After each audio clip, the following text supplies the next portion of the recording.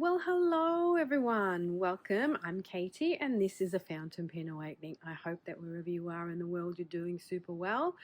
I'm doing fantastic because my parcel has arrived. Yay! I did tell you last time that I did order some more of them cat face swatch cards, which I fell in love with, and I completely reverted back to childhood. So I ordered them. And I've got a little surprise. So let's open this package. And it's a Desk Bandit package. Desk Bandit is a online store in Western Australia. Thank you, Kate. Happy inking. Speak soon. It's because I reached out to them and asked them if they were interested in doing an affiliate kind of thing, like giving me a code or something, but at the moment they don't have enough business to be able to kind of justify they're trying to keep their prices low so they don't have to, you know, increase their prices and then to give you a discount. So, you know, and I offered that if they'd be interested, I'd be happy if they want to send me some samples of inks. I can swatch them for them and things like that. So that's why they wrote I talk soon. So these are my little cards that I got. Then I got my trusty little Tim Tam. Let me get that out the way, which you always get from the Desk Bandit. Tim Tam is an Australian chocolate cookie. Very, very sweet. Very, very yum. Then I got some inks as well, just to try them out. And then I got this baby. Remember back in the day when I said that I was interested in getting another Majohn, previously known as Moon Man. It was a demonstrator pen, but I was umming and ahhing about it because the nib wasn't quite the one I wanted. Well, I'm glad I didn't, because this baby's come along. And this is a weird ass pen, that's for sure.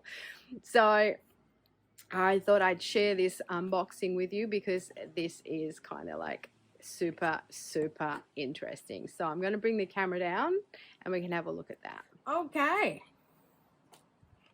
Ta-da!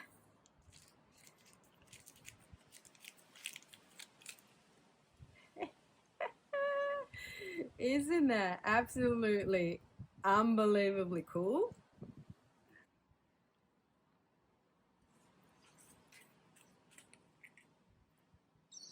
That's the actual cap, people. And then this is the pen.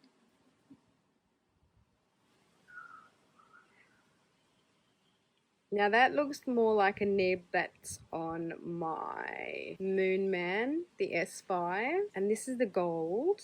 And I believe this is a vacuum filling mechanism. So that's going to be interesting because I've never had one of them before. So isn't that cool? Kind of that's the actual lid. Oops.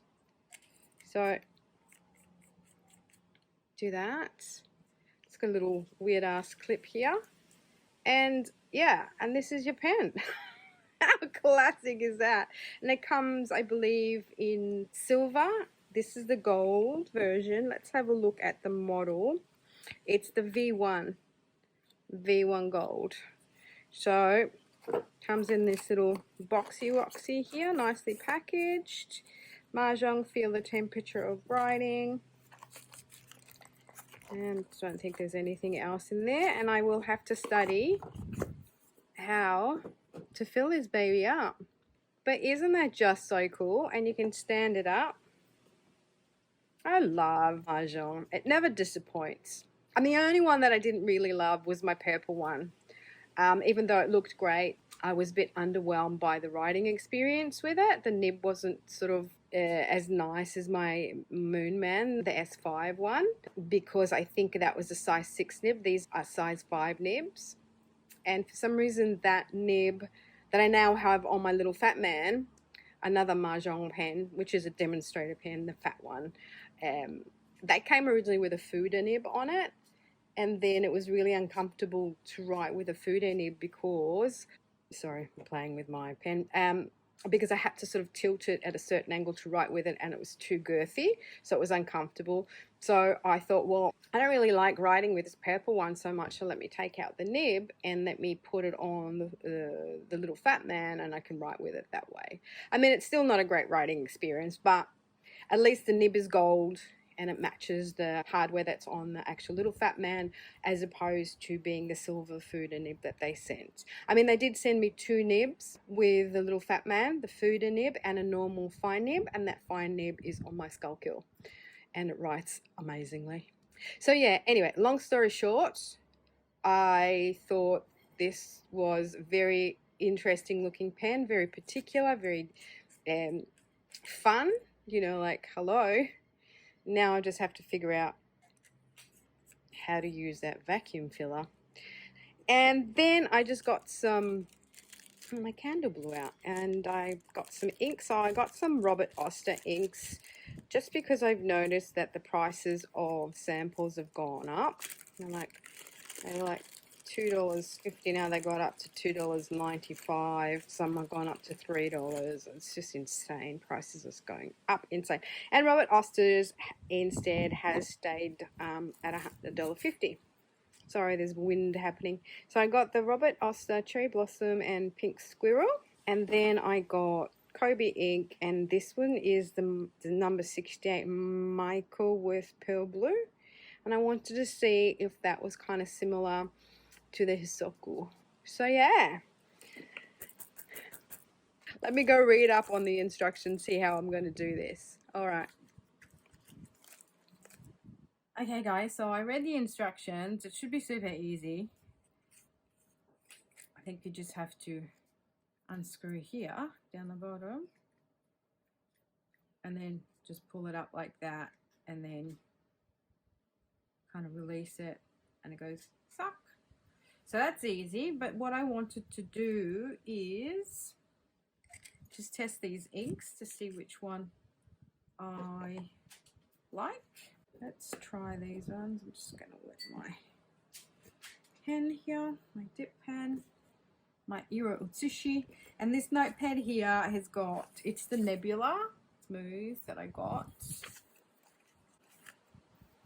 just to try out. It doesn't have Tomoe River paper on it. I think it's their own brand paper, and that's what I'm guessing. Anyway, shut up, Kate. And all right, so we're testing this Robert Oster Pink Squirrel. I did mention in my other video that I'm kind of like into dusky pinks and purples, terracotta ones. Ooh, it's really similar to Sailor Hara Hara actually. So this is Pink Squirrel, and I'm filming outside. Today we've got, spelled squirrel, we've got birdies, we've got wind blowing. Oh, last night, in the middle of the night, we had the wind, just wind blowing, really strong winds blowing. And I woke up this morning and there were leaves everywhere, stuff in the pool. I was filming in the outdoor area, al fresco dining area, and all this table was full of gunk. So I spent the best part of the morning cleaning all this place up, waiting for my parcel to arrive so I could do this. All right, so this, oh, this is a nice one, Cherry Blossom. No, that definitely looks like the Hara Hara, doesn't it? Oh, that's nice too.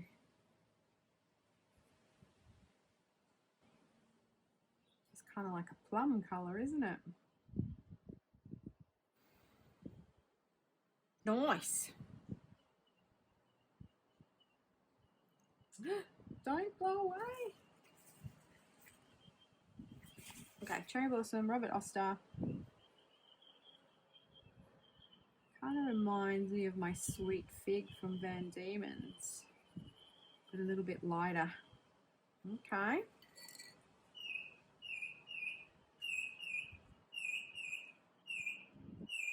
And then this one here, been eyeing off for a while. It's been in my cart, on my wish list for some time. So I thought I'd just sort of test it out, because as I said, it kind of looks very similar to the Pure no auto ink Hisoku. Ah, yeah, it's very similar actually. Only thing is that I can't see what I'm doing when I dip this thing because they've put the label right where I can't see the level of the ink. So I don't know what I'm doing. And this is number 68, Maiko. And it is a Kobe ink.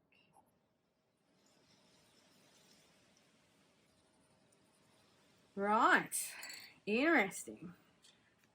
Let's have a quick look here.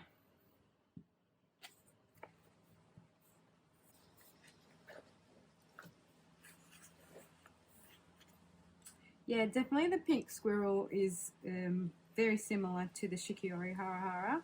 It's just a little bit lighter in the sense it's just got a little bit more pinky through it. And then this Hisoku. Now, this is kind of like a creamy paper, so it might look a little bit different because of that. Actually, I've got it here. And this is Tomorrow River paper, this one. Let's have a look. I've got the Hisoku right here to do a side-by-side test. Ah, yeah, it is a little bit different.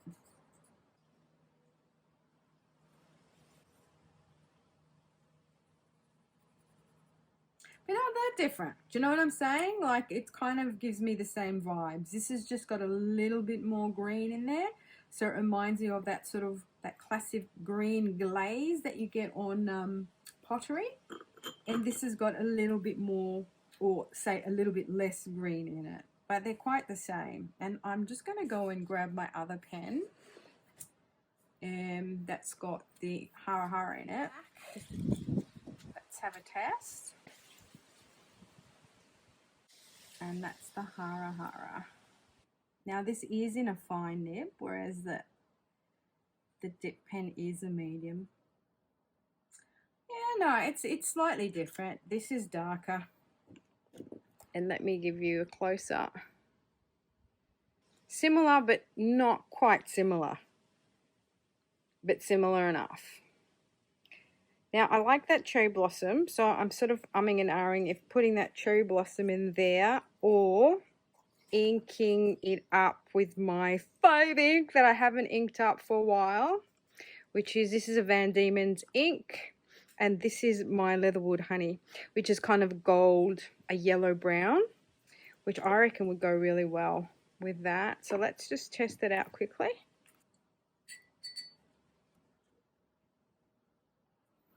I love this ink.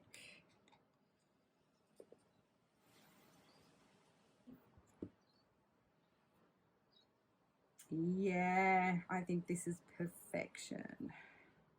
This is perfection. It's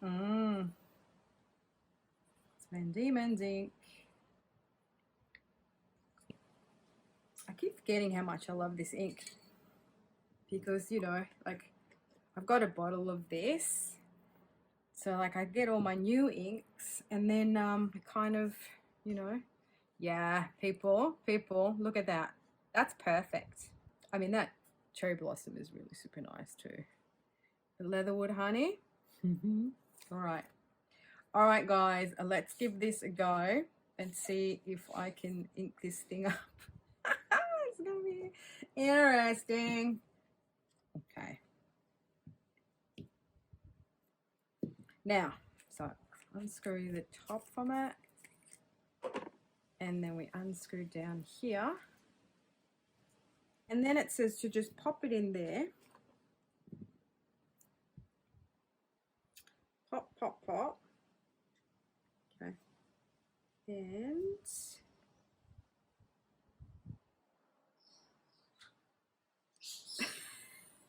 right, and nothing happened. Right. Oh, maybe I have to do this. All right. So I'm not doing something right. Okay, back to the drawing board. All right, guys, I managed it.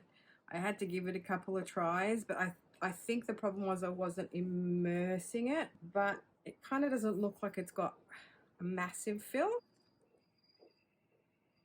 So I'm going to screw that back down there.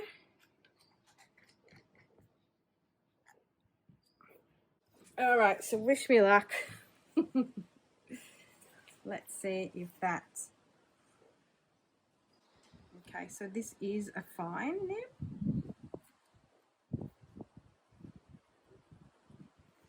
Nice.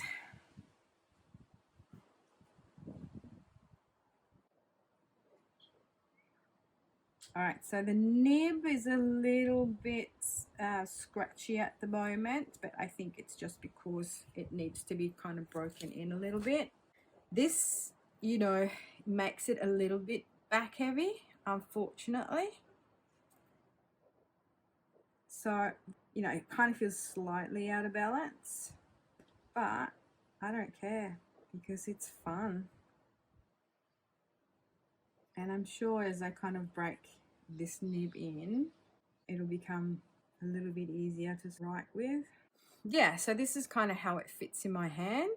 It's not a long pen, I must admit. And I'll grab some pens to do a comparison with. I find this sort of grip section here is a bit short for some reason, because the step up here, you're like, it's not super, you know, it's comfortable but not super comfortable because I can feel this here. All right, let's do some comparisons. Alrighty, so I've got my Moon Man, the S5 next to it, which is a little tiny bit longer. Then the TWSBI 580 Diamond, which is a little bit longer. Pilot Matte, and then Sailor Pro Gear Slim. Now uncapped,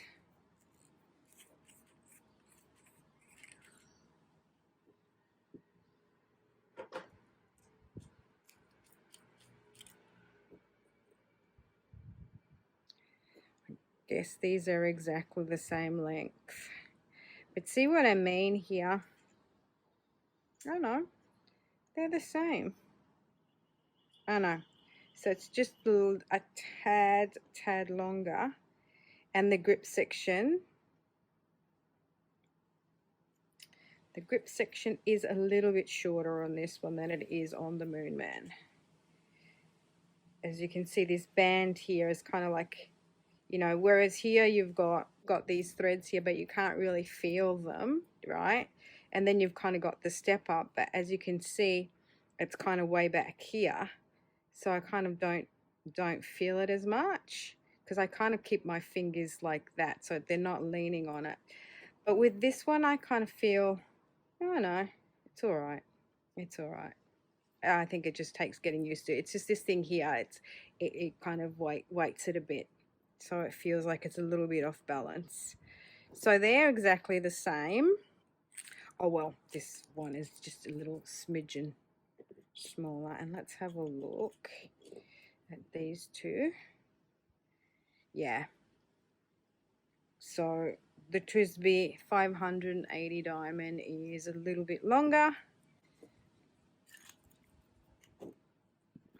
compared with the Pilot Matte. Oh yeah. So the Pilot Matte and this Majohn V1 are exactly the same length. And it looks like the nib sizes are quite the same too. Interesting. And last but not least, it's kind of comparable to a capped Sailor Pro Gear. But then when you uncap it, yeah, the Sailor Pro Gear is way shorter. So uncapped, it's exactly the same length as a Pilot Matte. Let's have a look and compare them. Capped. Yeah. So there you go. Comparable in length, capped and uncapped, to the Pilot Matte. And then it's a little bit, just a tiny weeny bit shorter uncapped compared to my Moon Man there. So there you have it. The new Majohn V1 with a little tiny clip and with this long cap. And it is a vacuum filling mechanism, which took me a few goes to figure out how to do it. But it doesn't seem to sort of have a massive fill. So that's kind of interesting.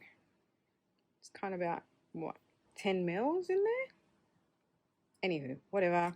All right, guys. And thank you so much for hanging out with me, for sharing my pen journey, for getting excited with me when I do my unboxings and when I get new pens. And I would invite you all, if you like me and you like my content, to subscribe, to like, to leave a comment below. What do you think of this pen? And tell me your thoughts. Did I pick the right ink? All right, guys. Until my next one. Ciao, belli.